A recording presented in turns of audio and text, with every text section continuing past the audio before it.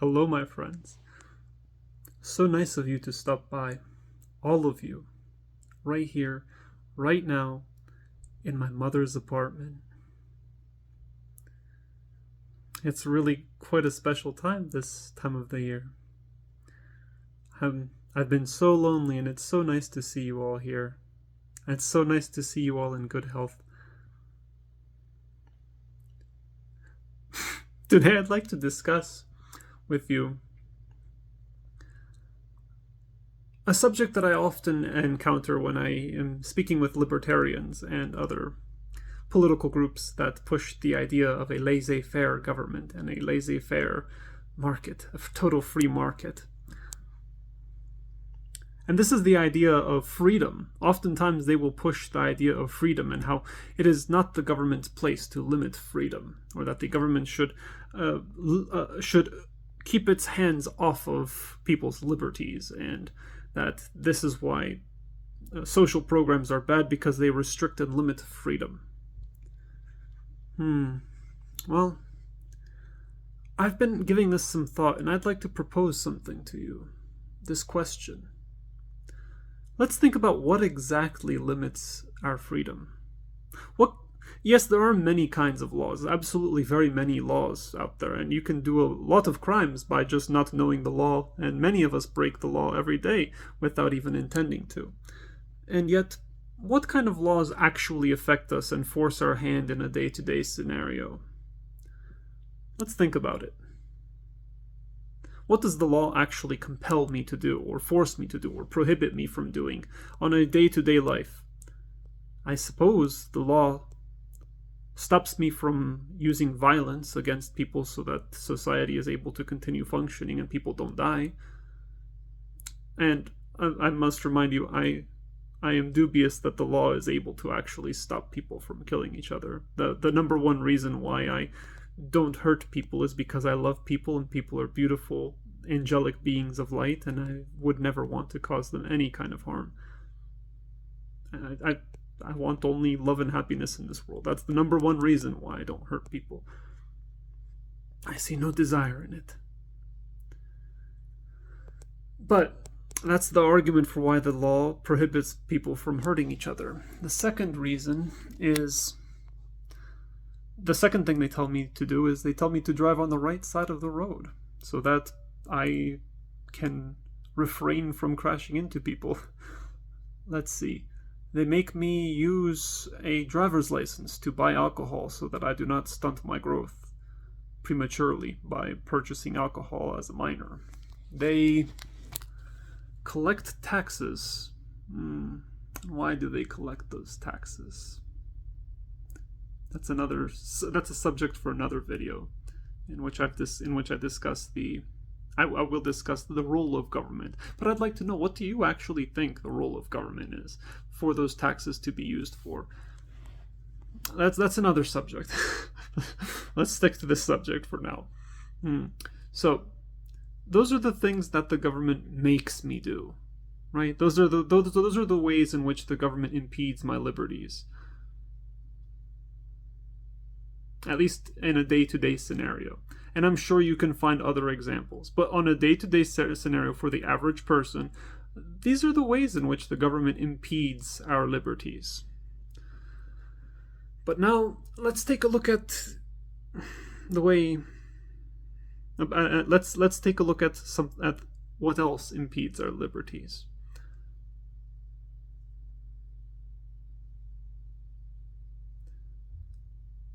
My apartment complex is a private institution that dictates how much money I am to pay per month.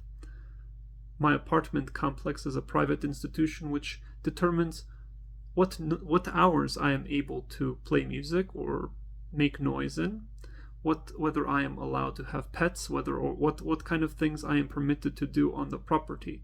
It is able to determine what kind of things I can do in my apartment. It determines whether or not I have access to electricity. If my stove is not working, they will repair it 6 months from now. Maybe I will have to send emails and notifications and phone calls endlessly for months to get them to repair the stove, or to get them to remove mold that may endanger my health and safety. They they really drag their feet on a lot of things, and they might be busy. But the point is that they determine where I park. They tell me where I have to park. They tell me how many guests I may have over and the duration with which I may have guests over. And let's take a look at...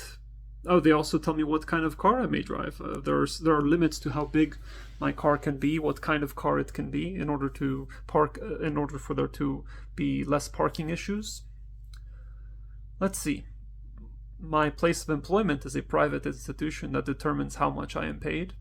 It determines the amount of money that I have and whether or not I can afford the apartment that I live in, and my food and my mother's dentures and other things like that. A private institution determines how much money I am allocated for my survival and recreation.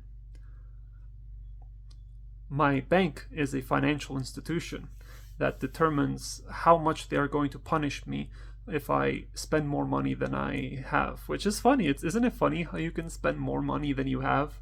Like, if I just put my money under the bed, the worst someone can do is just steal it, right? They can just steal all my money. But with the bank, somehow I'm able to spend more money than I have if I'm not careful, and they'll actually leave an IOU there, right? They'll charge me an overdraft fee. And they determined that. They determined that I am charged an overdraft fee, and if I spend more money than I have, they determine how much that fee is and how frequently will it be applied and whether they will waive it or not, right?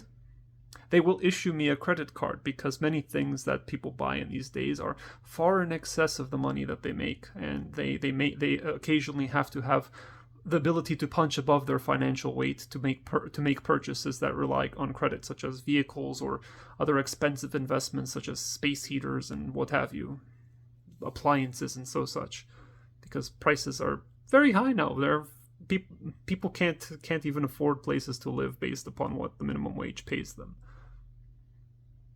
So they issue me a credit card, and this credit card, because of my credit, may or may not be accepted by various other private institutions, because my money apparently is less valuable than someone who has better credit than I do, because of various reasons. So they determine whether or not they will accept it. They determine whether or not they will give me credit. They determine what my credit score is and how much I can take out.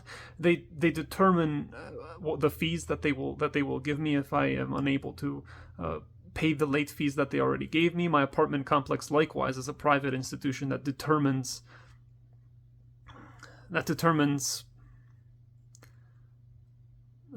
the late fees that it will give me. They determine that if I am late with rent, they will charge me $75 every day until I pay off the entire balance. So if I'm late for 10 days, that's $750. It's another rent, right? Almost another rent. So see, the point that I'm making, my place of business determines how I am to do what I want to do. They determine what I am to do and how I am going to do it, at what time I'm going to do it, in which way I'm going to do it, for how much I'm going to do it. It seems to me, and the same thing with using the internet. The internet provider determines how fast that the bandwidth will permit me to use it. If there's more people using the internet in an area, my internet will be slower. They determine how much of the product I'm paying for they are actually going to give me. You know, it's up to them. It's up to them. It's up to them to decide how much of the product I'm paying for they're going to give me, right? If I use a delivery service to deliver my meal, they determine that in order to save money, they're going to hire contractors to deliver their product instead of employees, even though it's potentially illegal, right? They're going to make that decision for me to not pay him a livable wage. And if I want him to be paid, or my products which I am paying a service fee for, I'm paying for the delivery, I better give him a tip if I want him to A, have a wage, as well as B, actually get my goods. So they determine whether or not they're going to give me the products I paid for in a timely manner that I paid for. They're going to determine that of their own free will and volition. And so I can go on and on and on and on about these things, but school. They determine when I need to do things, at what time I need to do things, how much I need to pay. They set these rates and by when they need to be paid, right? They set the terms and conditions of the loans, right? Well, I guess the government sets the terms and conditions of the loans. Interesting. The point is, it really seems to me like the number one influencer of people's free will, and the person who puts the group of people, the entities that put the most hands on people's freedoms are actually corporations. Isn't that interesting? Isn't it interesting that on a day-to-day life, on a day-to-day basis, we are actually influenced far more by policy than we are law? Isn't that right? And some people might say, oh, well, no, because you can refuse. You can refuse. You can just say no. What bargaining power do I have against my landlord? Well, I can just accept or not accept. I can't go and write a different contract, right? I can either accept or I can refuse.